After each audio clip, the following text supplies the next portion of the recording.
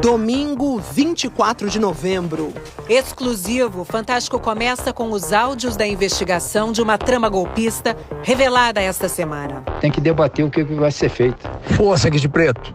Mensagens trocadas entre militares de alta patente que planejavam tomar o poder no país depois das eleições de 2022. Vamos nessa, tô pronto. Força. Segundo a Polícia Federal, uma conspiração para matar o presidente Lula, o vice Geraldo Alckmin e o ministro do STF, Alexandre de Moraes. Neste corredor ficava o gabinete da Secretaria-Geral da Presidência da República dentro do Palácio do Planalto. Segundo a Polícia Federal, no fim de 2022, conspiradores prepararam neste gabinete uma investida contra a democracia brasileira. Mário Fernandes, general da reserva e número 2 da Secretaria-Geral da Presidência, usou a impressora do gabinete.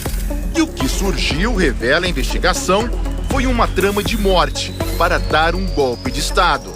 O plano, punhal verde e amarelo. Qualquer solução, Caveira, tu sabe que ela não vai acontecer sem quebrar ovos, né? Sem quebrar cristais. A investigação afirma que foi Mário Fernandes quem elaborou o documento. Levou no mesmo dia uma cópia até o Palácio da Alvorada, onde estava o então presidente Bolsonaro. A data, 9 de novembro de 2022, 10 dias depois do segundo turno da eleição, vencida por Lula.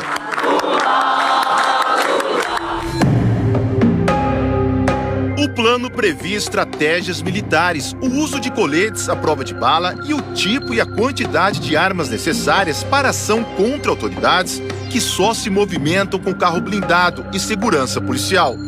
Como uma metralhadora assim que dispara 800 tiros por minuto. Um lança-granada com 4 granadas que atinge alvos a 400 metros de distância. E um lança-rojão que consegue parar até um tanque de guerra. O planejamento cita 3 alvos de assassinato com codinomes: Jeca, Joca e Juca. Para a PF, Jeca é o presidente da República Luiz Inácio Lula da Silva. Joca, o vice-presidente Geraldo Alckmin. A polícia ainda não sabe quem é Juca. O ministro do Supremo Tribunal Federal, Alexandre de Moraes, não tem apelido no documento, nem é citado nominalmente. Mas os investigadores afirmam que ele era o principal alvo. O ministro poderia ter sido vítima de sequestro, prisão arbitrária e até assassinato, segundo a PF. Além do general da reserva, Mário Fernandes, a PF diz que o planejamento também teve envolvimento direto de outros militares de alta patente. O Fantástico teve acesso a 55 áudios da investigação, todos exclusivos. Mário Fernandes se mostra exaltado em várias conversas, fala dezenas de palavrões. Tá na cara que houve fraude, pô. Não dá mais pra gente aguentar esta p... Tá f... Nesse áudio de 4 de novembro de 2022, ele alega sem provas que houve fraude na eleição. Pessoas próximas a Mário Fernandes e oficiais do Exército responderam assim. Tô pedindo a Deus para que o presidente tome uma ação enérgica e vamos sim pro Vale Tudo. Eu tô pronto a morrer por isso. O presidente ele tem que fazer uma reunião petit comitê. Esse pessoal acima da linha da ética não pode estar nessa reunião. Tem que ser a rataria. Tem que debater o que vai ser feito. A Polícia Federal diz que o plano punhal verde e amarelo detalha as estratégias do ataque ao ministro Alexandre de Moraes, como a realização de um levantamento prévio da movimentação dele, com horários e itinerários, e das agendas oficial e pessoal. O plano também estipula a demanda, a quantidade de pessoas necessárias para o atentado. No mínimo, 2 equipes com 2 homens cada, e outras 2 com 1 homem. E um telefone descartável para cada uma dessas 6 pessoas. Segundo a Polícia Federal, um dos 6 responsáveis pela execução do plano é o tenente-coronel Rafael Martins de Oliveira, integrante dos Kids Pretos, um grupo de operações especiais do Exército. A investigação revelou que os executores do plano tinham um grupo no aplicativo de mensagens chamado Copa 2022. Que compraram chips de celular em nome de outras pessoas e, para dificultar ainda mais a identificação, se chamavam por países: Alemanha, Argentina, Brasil, Áustria, Gana e Japão. e que Japão era o tenente-coronel Rafael Martins de Oliveira. De acordo com a Polícia Federal, o primeiro alvo do ataque seria Alexandre de Moraes. Na época, ele era presidente do TSE, o Tribunal Superior Eleitoral, e, segundo a PF, passou a ter os passos monitorados pelo grupo. Por exemplo, no dia 23 de novembro, das 6h19 da tarde até 10h30 da noite, Rafael ficou perto da residência funcional do ministro. No dia seguinte, 24 de novembro, Rafael Martins de Oliveira se envolveu num acidente nesse trecho da BR-060. Tinha chovido e a pista estava escorregadia. Um carro bateu na traseira do veículo do militar. Nada grave, mas o que o motorista que provocou o acidente não imaginava é que o nome dele apareceria nas investigações.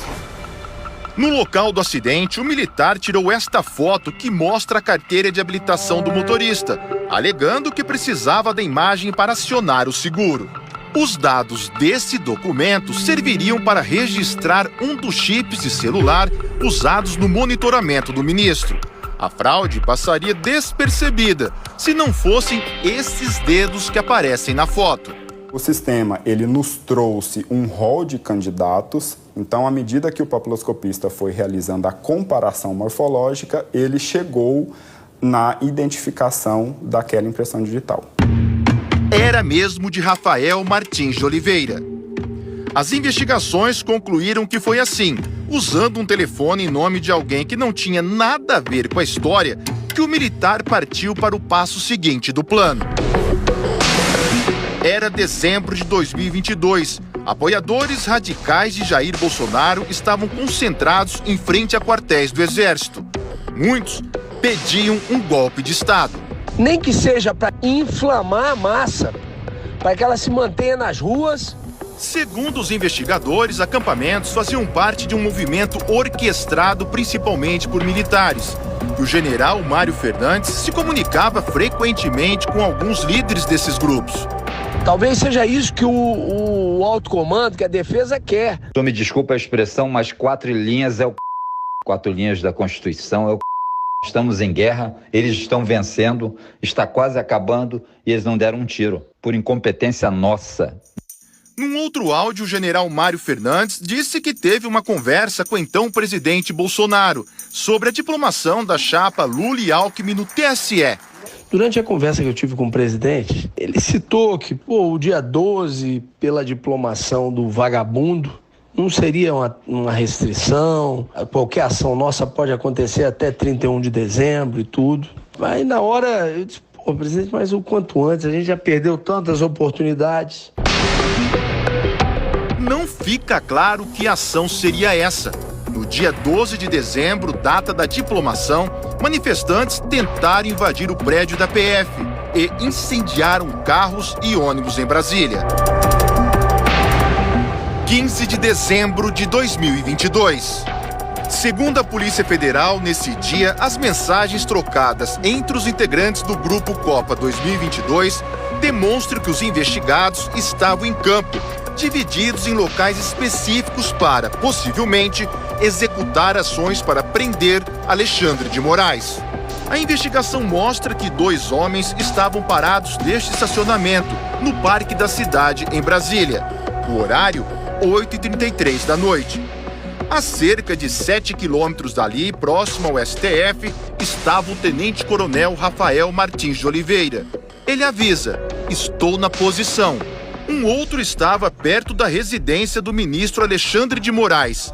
Às 8h57 da noite, um integrante do grupo escreve: tô perto da posição. Vai cancelar o jogo?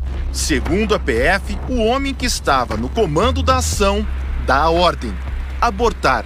Naquele dia, a sessão do Supremo terminou mais cedo, o que pode ter atrapalhado o cerco ao ministro Alexandre de Moraes. E uma nova informação apurada pelo Fantástico pode explicar por que a ação não foi concluída. Nesse mesmo dia, segundo investigadores da PF, o então comandante-geral do Exército foi até o Palácio da Alvorada para uma reunião com o presidente Bolsonaro. E o resultado dessa conversa pode ter interferido no plano golpista. Marco Antônio Freire Gomes foi o comandante-geral do Exército entre março e dezembro de 2022. Ele disse em depoimento à PF que se recorda de ter participado de reuniões no Palácio da Alvorada e que sempre deixou claro que não participaria de qualquer ato para reverter o processo eleitoral. Em outra mensagem, Mário Fernandes reclama que Bolsonaro não assinou o decreto do golpe.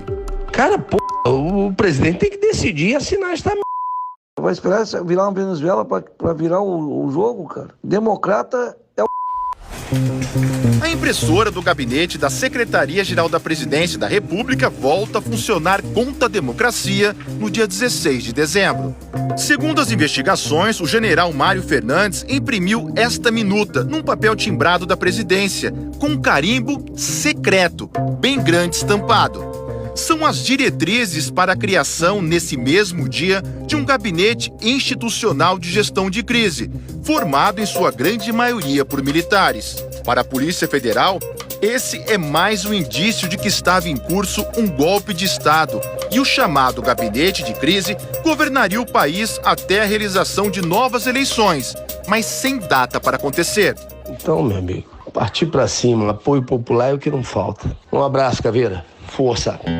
O plano para matar autoridades diz o seguinte sobre Jeca, que para a Polícia Federal trata-se de Lula.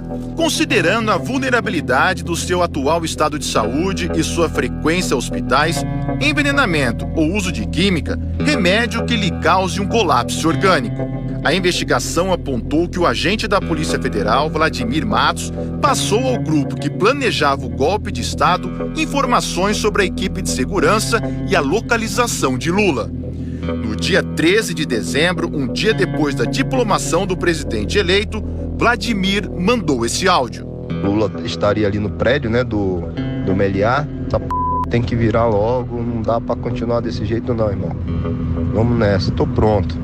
O plano Punhal Verde e Amarelo fala o seguinte sobre Joca, que seria o vice Geraldo Alckmin.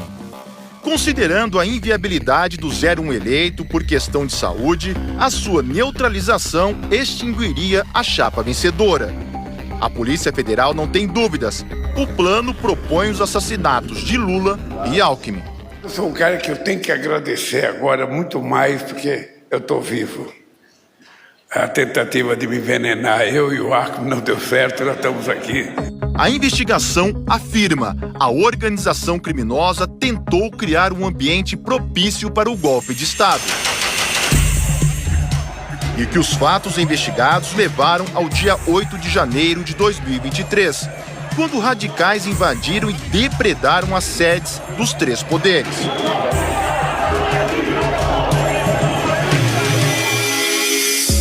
Na terça-feira passada, 5 pessoas foram presas por determinação do ministro Alexandre de Moraes. Entre elas, o general Mário Fernandes, o tenente-coronel Rafael Martins de Oliveira e o policial federal Vladimir Matos Soares. Na quinta-feira, a Polícia Federal encerrou a investigação sobre a tentativa criminosa de manter Jair Bolsonaro no poder. 37 pessoas foram indiciadas e nessa lista também constam os nomes de Mário, Rafael e Vladimir. O indiciamento também incluiu o general Braga Neto, candidato derrotado à vice-presidência na chapa de Bolsonaro, e o tenente-coronel Mauro Cid, ex-ajudante de ordens da presidência. Uma das acusações, participação deles numa reunião em 12 de novembro de 2022, na casa de Braga Neto. Segundo a PF, o assunto foi o plano Punhal Verde e Amarelo. A defesa de Braga Neto repudiou o que chamou de indevida difusão de informações relativas a inquéritos. Ainda na quinta-feira, Mauro Cid prestou um novo depoimento ao STF. O ministro Alexandre de Moraes confirmou a validade do acordo de colaboração premiada de Mauro Cid, firmado em setembro do ano passado, e considerou que ele esclareceu as omissões e contradições apontadas pela Polícia Federal. A defesa disse que o ex-ajudante de ordens continua em liberdade sob a condição de não sair de Brasília. O ex-presidente Jair Bolsonaro também foi indiciado pelos crimes de abolição violenta do Estado Democrático de Direito, golpe de Estado e organização criminosa. Durante a semana, ele reproduziu trechos de uma entrevista que deu ao site Metrópolis. disse: o ministro Alexandre de Moraes conduz todo o inquérito, ajusta